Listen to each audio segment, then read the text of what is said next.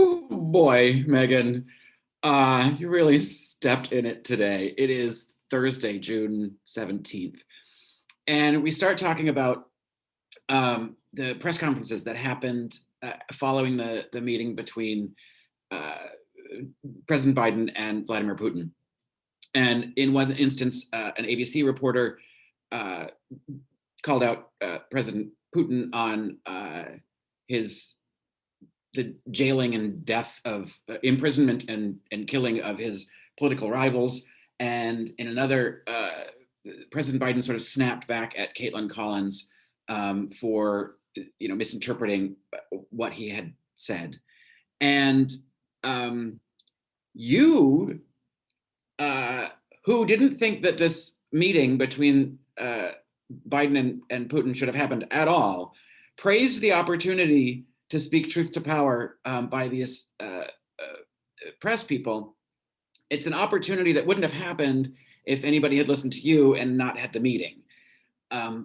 Later, you called for intellectual consistency when talking about, specifically talking about the press and the president's relationship with them. But if you want to talk about intellectual inconsistency, it's you praising an opportunity to speak truth to power at an event that you think never should have happened to begin with.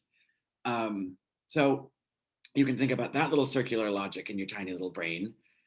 And your discussion or your point about intellectual consistency was saying that you think that Biden is getting a little bit of a pass about his relationship to the press versus the way that the previous president was not. And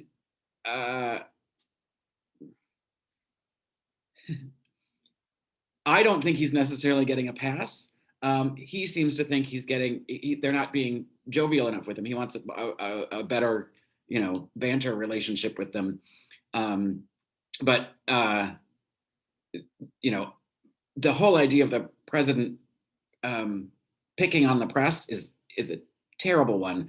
And his response to Caitlin Collins was snippy, and then he apologized for it, because normal people who have empathy and are on a journey, right, of learning, reflect on things that they have done or said, and then when they realize what they've done or said was inappropriate or off the mark or hurtful or unnecessary, they go back and they apologize for that. And I believe he was sincere in his apology. He didn't mean to speak to her that way, and was probably speaking in a more casual way as he would with someone if he didn't have 174 cameras pointed at him. But you, as a person who has taken such pride in over the last year, really listening and trying to grow, have shown very much that you don't really give a shit about an apology. You don't give a shit about actual progression and learning and understanding regret, and having the opportunity to reflect on your own behavior and your own words to then do better.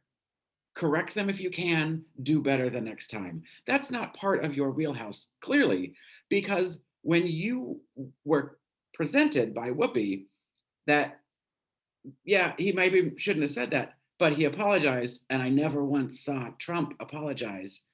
You did exactly the thing that the president did that you said was rude and ridiculous, and you snapped at Whoopi, your co-host, your colleague. I don't care if he apologized. That's Meghan, right? In a vacuum. You want to say what you're going to say. You don't want to listen to anything else. I'm just going to say it and I'm done. That is the extent of my ability to learn or grow or change or digest new information. God. Just perfect, typical Meghan. I don't care. And then became a 12-year-old.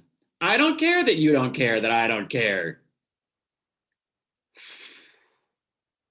And then you know what happened?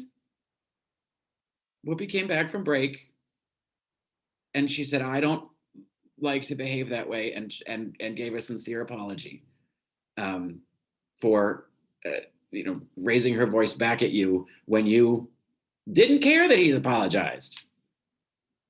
And she said she didn't care that you didn't care. And then it went, and then said, you can just, be like you always are. And you know what that is, Meghan? A petulant, spoiled little brat.